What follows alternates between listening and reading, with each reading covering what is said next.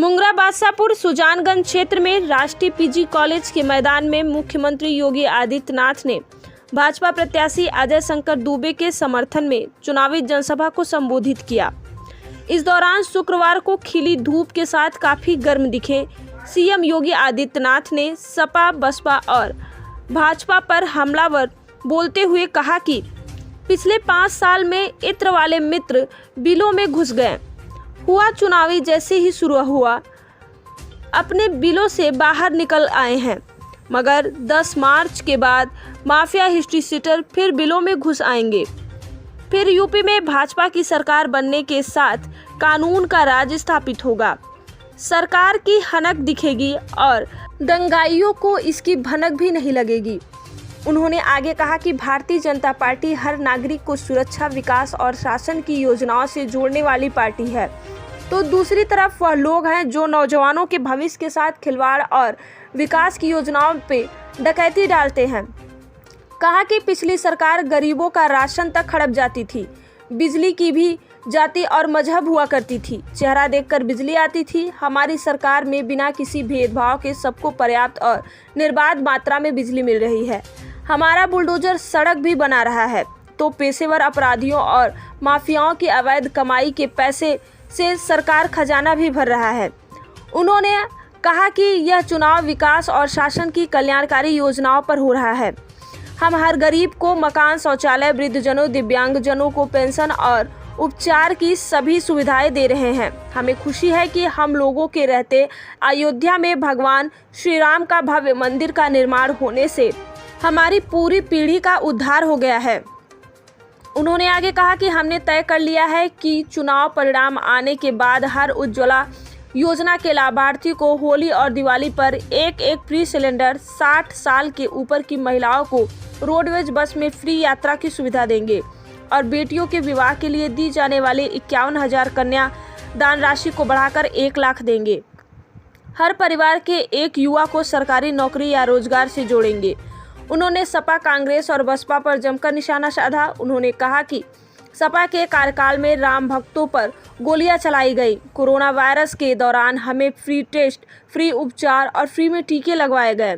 इसके साथ ही double engine की सरकार लोगों को राशन कार्ड, डबल डोज भी दे रही है। पिछली सरकार में ईद और मुहर्रम पर बिजली आती थी, होली और दिवाली पर बिजली गुल हो जाती थी।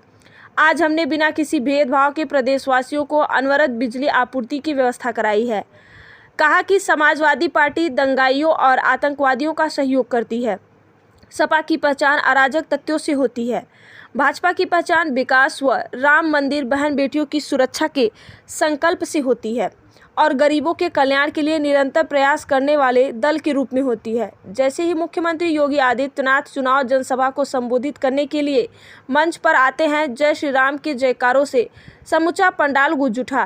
कार्यक्रम के पूर्व में सीएम योगी आदित्यनाथ का कार्यकर्ताओं सहित प्रत्याशी अजय शंकर दुबे ने भव्य स्वागत किया।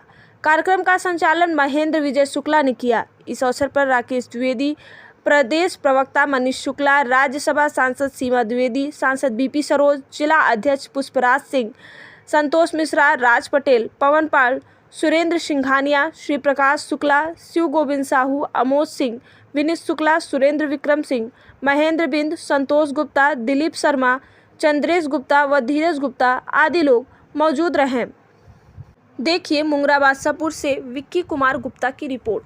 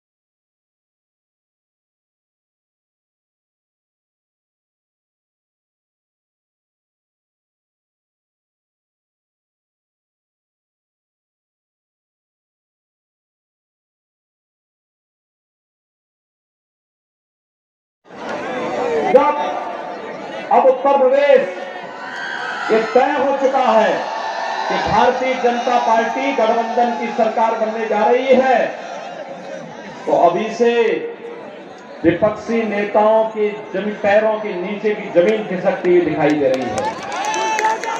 जो धमकीबाज खड़े हुए थे, जो दंगाई, जो माफिया 4.5 वर्षों तक दुबके हुए थे और चुनाव की आहट के बाद फिर से बिलबिलाने लग गए थे, उनको मालूम है 10 तारीख के बाद फिर क्या होने जा रहा है।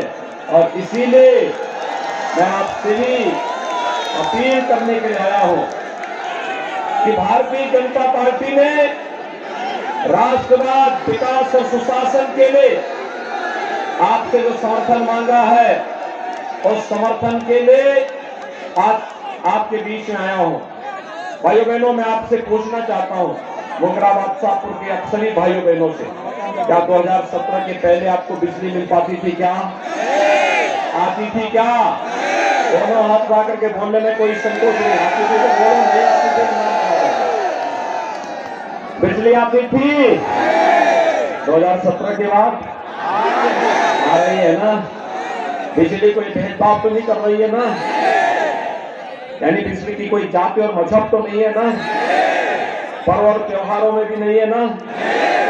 क्योंकि प्रधानमंत्री मोदी जी ने नारा किया था सबका साथ और सबके विकास का।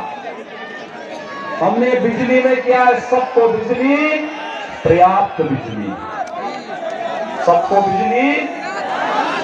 और कोरोना कालखंड में आपने एक बात देखा होगा भाइयों बहनों, फ्री में टेस्ट, फ्री में उपचार, फ्री में वैक्सीन। कितने लोगों ने वैक्सीन ले ली है? वैक्सीन का पैसा तो नहीं लगा। अगर सपा बसपा की सरकार होती तो पूरी वैक्सीन बाजार में बिक जाती, किसी गरीब को नहीं लग पाती। हमने तो 29 करोड़ से अधिक लोगों को वैक्सीन दे दी, 29 करोड़ वैक्सीन की डोजेस दे दी, कोई भेदभाव नहीं। और वैक्सीन फ्री, तो डबल इंजन की सरकार है, महीने में 2 बार राशन भी फ्री मिलना है। और राशन के साथ दाल भी है, तेल भी है और नमक भी है कि नहीं है? क्या 2017 के पहले मिलता था क्या? देखो, इंद्र तिवारी जी, प्रवक्ता भारतीय जनता पार्टी दिल्ली, जयश्री उपाध्याय जी, बालकृष्ण पांडे जी और मुंगराबाद शाहपुर से जुड़े हुए सभी उपस्थित भाइयों बहनों, भाइयों 6 चरणों के चुनाव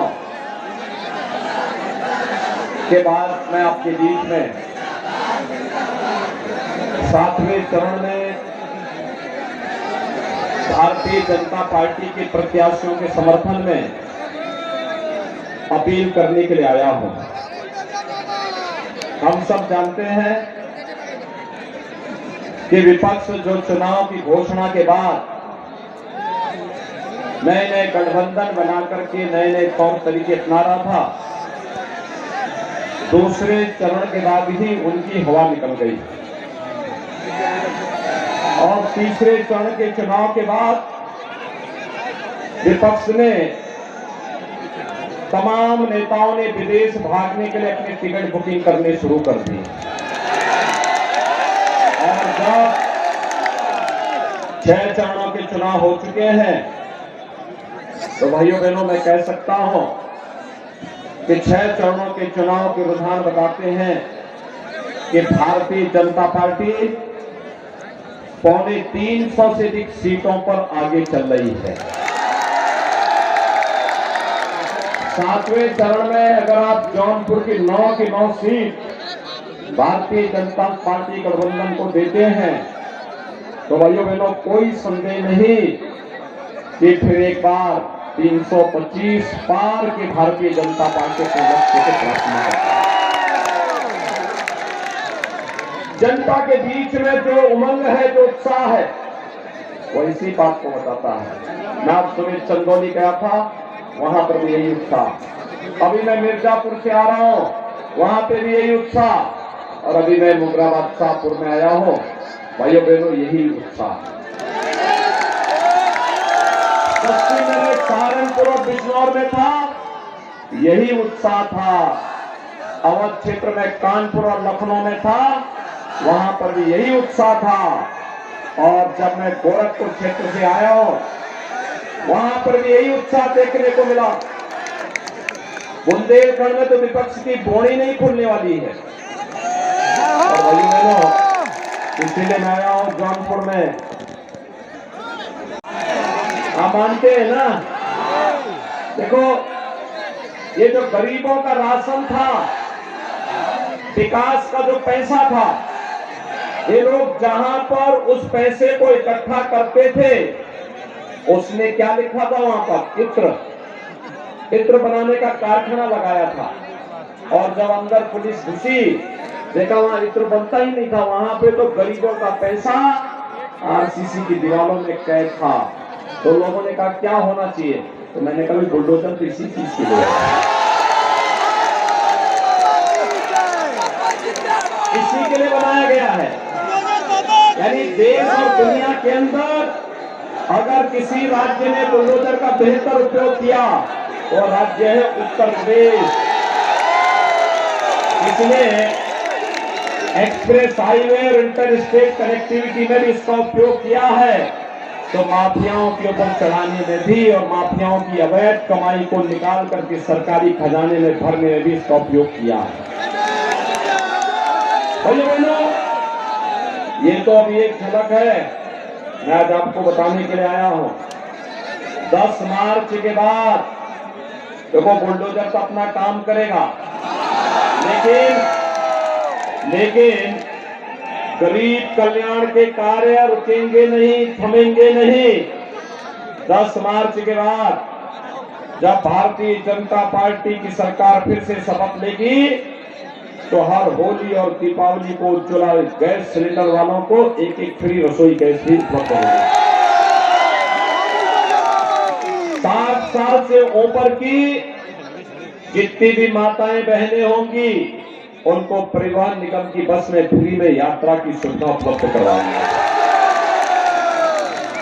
बेटी की शादी के लिए अनुदान की राशि 2017 में हमने सामूहिक विवाह योजना चलाई थी। 2 लाख से अधिक बेटियों की शादी इसमें हुई है। और हमने तय किया है कि अभी 51,000 है, इस राशि को बढ़ा करके 1 लाख करेंगे। 1 लाख। कॉलेज जाने वाली मेधावी बेटी, अच्छी मेरिटोरियस बेटी जो कॉलेज में पढ़ती है, उसको फ्री में स्कूटी भी उपलब्ध करवाएंगे। 1 करोड़ नौजवानों को टैबलेट और स्मार्टफोन वितरित कर रहे हैं। हमने तय समाजवादी पार्टी ने इसकी शिकायत की है। मैं देख के ताजुब कर रहा था और मैंने बहुत स्पष्ट रूप से कहा, मैंने कहा देखो इस समाजवादी पार्टी के लोग कैसे लोग हैं, यानी